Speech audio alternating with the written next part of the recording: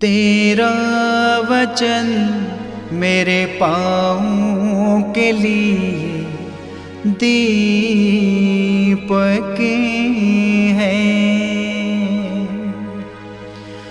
और मेरे मार्ग का उजियाला है। तेरा वचन मेरे पाँवों के लिए दीपक है। पहला पाठ इफिसियों के नाम संत पौलुस का पत्र अध्याय 3 पद संख्या 2 से 12 तक। आप लोगों ने अवश्य सुना होगा कि परम दयालु ईश्वर ने आपकी भलाई के लिए मुझे ये कार्य सौंपा है। उसने मुझ पर वो रहस्य प्रकट किया है और मैं उसका संक्षिप्त वर्णन ऊपर दे चुका हूँ। उसे पढ़कर आप लोग जान सकते हैं कि मैं मसीह का रहस्य समझता हूँ। वो रहस्य पिछली पीढ़ियों को नहीं बताया गया और तब आत्मा के द्वारा उसके पवित्र प्रेरितों और नबियों पर प्रकट किया गया है। वो रहस्य ये है कि सुसमाचार के द्वारा यहूदियों के साथ गैर यहूदी एक ही विरासत के अधिकारी हैं, एक शरीर के अंग हैं और यीशु मसीह विषयक प्रतिज्ञा के सहभागी हैं। ईश्वर ने अपने सामर्थ्य के अधिकार से मुझे ये कृपा प्रदान की है कि मैं उस सुसमाचार का सेवक बनूं। मुझे जो संतों में सबसे छोटा हूँ वो वरदान मिला है कि मैं गैर यहूदियों को मसीह की अपार कृपा निधि का सुसमाचार सुनाऊं और मुक्ति विधान का वो रहस्य पूर्ण रूप से प्रकट करूं जिसे समस्त विश्व के सृष्टिकर्ता ने अब तक गुप्त रखा था।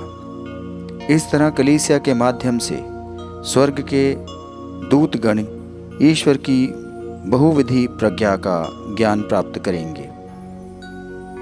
ईश्वर ने अनंत काल से जो उद्देश्य अपने मन में रखा था उसने उसे हमारे प्रभु यीशु मसीह द्वारा पूरा किया है। हम मसीह में विश्वास करते हैं और इसलिए हम पूरे भरोसे के साथ निर्भय होकर ईश्वर के पास जाते हैं। ये प्रभु की वाणी है। ईश्वर को धन्यवाद। भजन अनुवाक्य। तुम आनंदित होकर मुक्ति के स्रोत में से जल भरोगे। अनुवाक्य। तुम आनंदित होकर मुक्ति के स्रोत में से जल भरोगे। ईश्वर मेरा उद्धार करेगा, वही मेरा भरोसा है। अब मैं नहीं डरूंगा क्योंकि प्रभु मेरा बल है और मेरे गीत का विषय। वही मेरा उद्धार करेगा। तुम आनंदित होकर मुक्ति के स्रोत से जल भरोगे। अनुवाक्य।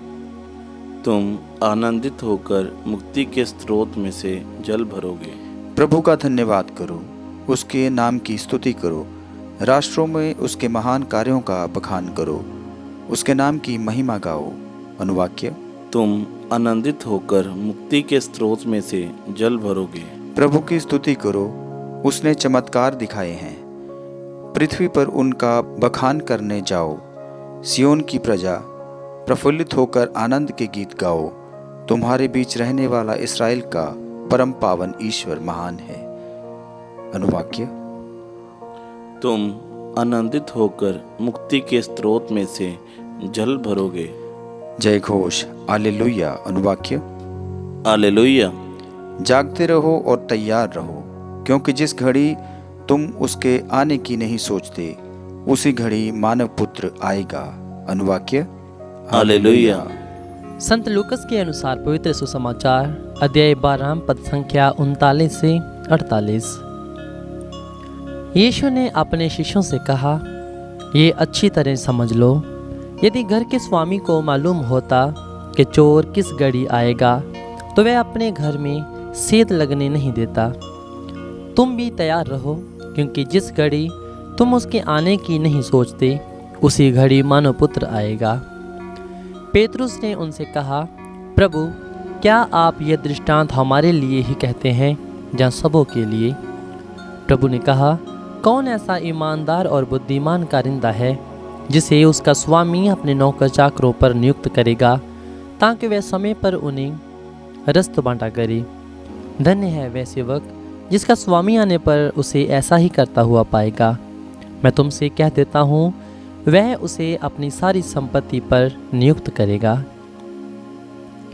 परंतु यदि वह सेवक अपने मन में कहे, मेरा स्वामी आने में देर करता है, और वह दास दासियों को पीटने, खाने पीने और नशेबाजी करने लगे, तो उस सेवक का स्वामी ऐसे दिन आएगा जब वह उसकी प्रतीक्षा नहीं कर रहा होगा, और ऐसी घड़ी जिसे वह नहीं जान पाएगा।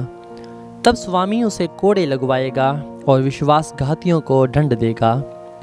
अपने स्वामी की इच्छा जानकर भी जिस सेवक ने कुछ तैयार नहीं किया है और ना उसकी इच्छा के अनुसार काम किया है, वह बहुत मार खाएगा। जिसने अनजाने ही मार खाने का काम किया है, वह थोड़ी मार खाएगा। जिसे बहुत दिया गया है उससे बहुत मांगा जाएगा, और जिसे बहुत सौंपा गया है उससे अधिक मांगा जाएगा। ये प्रभु का पवित्र सुसमाचार है। ख्रिस्त की जय।